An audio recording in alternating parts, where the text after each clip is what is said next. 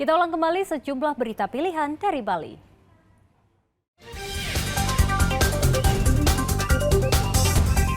Petugas Dinas Pertanian dan Pangan menggelar vaksinasi rabies darurat di Desa Kaliakah, Jemberana.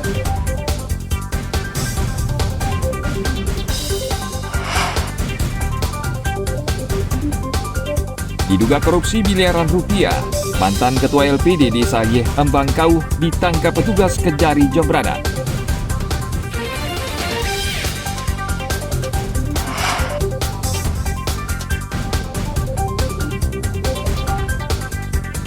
Mencoba kelezatan kuliner lawar cumi-cumi di wilayah Tonje, Denpasar.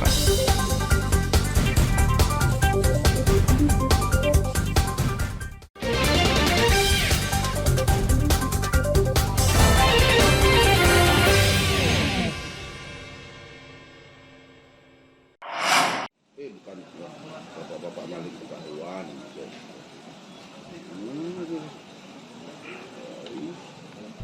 Polisi menangkap 3 buruh karena mencuri alat kerja dan bahan bangunan di Desa Singapadu Kaler, Ubud, Gianyar.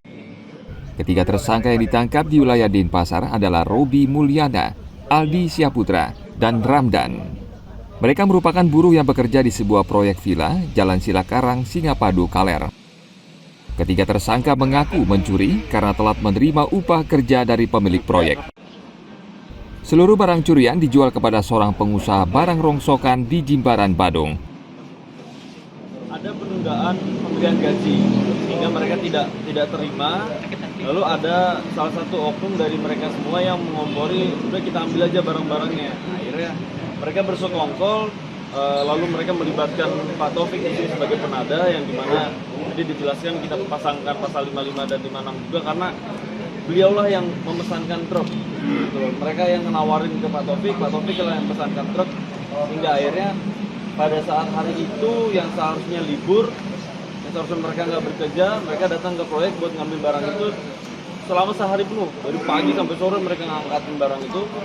Selesai udah dibawa semua dan dibawalah ke Jimbaran. Kita kemarin mengamankan BBPB-nya itu ada di Jimbaran.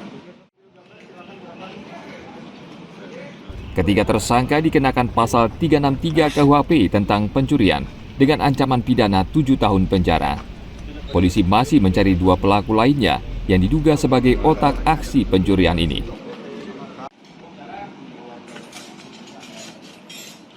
Tim Liputan melaporkan dari Kabupaten Gianyar.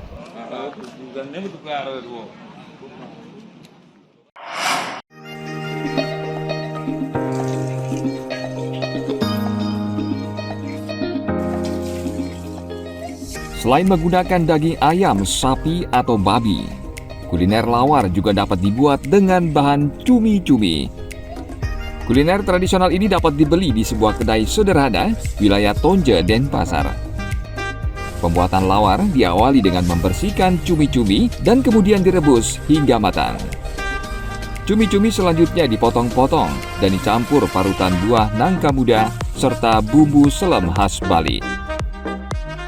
Lawar cumi-cumi kemudian disajikan dengan nasi putih dan minuman. Awal dari pembuat ini karena saya sering melihat lawarnya babi, ada babi sama ayam. Saya coba buat yang cumi gimana rasanya. Dan saya coba enak, langsung saya posting di Instagram, posting nih siapa tahu ada yang enak, dan ternyata ada yang nanya juga dan coba rasanya dibilang, makanya dari sana saya langsung menjual lawar cumi. Kalau bumbu selam itu nggak isi bawang sama bawang merah, bawang putih dan cabai. Kalau bumbu genap itu isi semua lengkap, bawang merah, bawang putih, cabai dan serai juga isi, ada yang isi gitu, ada yang nah juga. Ya, itu beda ya, ya. Jadi ciri khasnya ada tetap ciri khas Bali ya.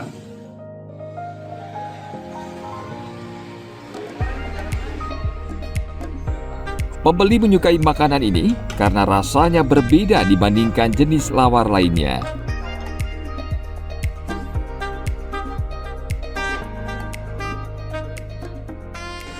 Rasanya ini enak banget karena bumbu Balinya itu kerasa banget dan cuminya pun dagingnya terasa di Budidaya. Harga lawar ini cukup murah, yakni hanya Rp20.000 per porsi. Setiap harinya tempat makan ini buka mulai jam 11 siang hingga 10 malam. Tim Liputan melaporkan dari Kota Denpasar.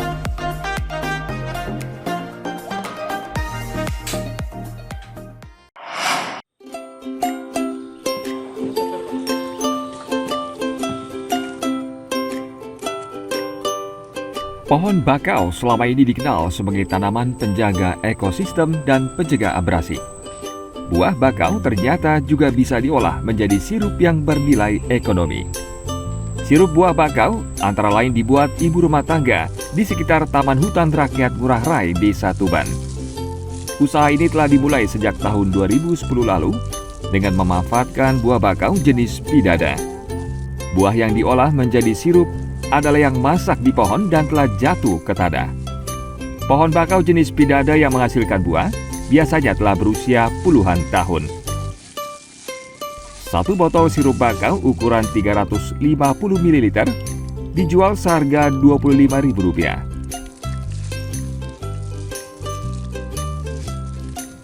Sebenarnya kami di sini konsepnya ingin melestarikan kembali warisan turun-temurun dari nenek moyang kita, di mana dulunya mereka mempergunakan buah mangrove ini dijadikan alternatif sebagai olahan pangan. Nah, dari sanalah kami mempunyai inisiatif dengan ibu-ibu nelayan setempat mengolah kembali buah mangrove ini dengan inovasi kekinian, dengan juga kemasan yang kami tampilkan dengan cantik. Respon dari konsumen itu sangat baik banget ya, dan Astungkare pelan-pelan produk ini sudah dikenal dan juga banyak yang menikmati.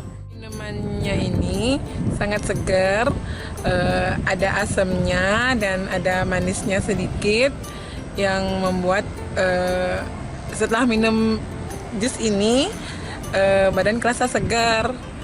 Ini sering Bu mengkonsumsi minuman ini Bu? Sering. Sering. Biasanya seminggu atau sebulan berapa kali Bu? Seminggu paling 3 kali ya. Itu untuk meningkatkan stamina itu Bu ya? Iya, bisa juga pakai menambah daya tahan tubuh biar lebih fit. Di tempat lain ada nggak Bu ditemui minuman mangrove seperti ini atau hanya di sini aja Bu? Kayaknya belum ya. Cuman karena saya seringnya minum di sini ya, saya tahunya tempatnya di sini aja. Rasa asam dan manis sirup ini menyerupai minuman anggur sehingga menjadi minuman favorit pengunjung Taman Hutan Raya. Dengan kandungan oksidan yang tinggi, sirup ini dipercaya berkhasiat untuk menjaga imunitas tubuh.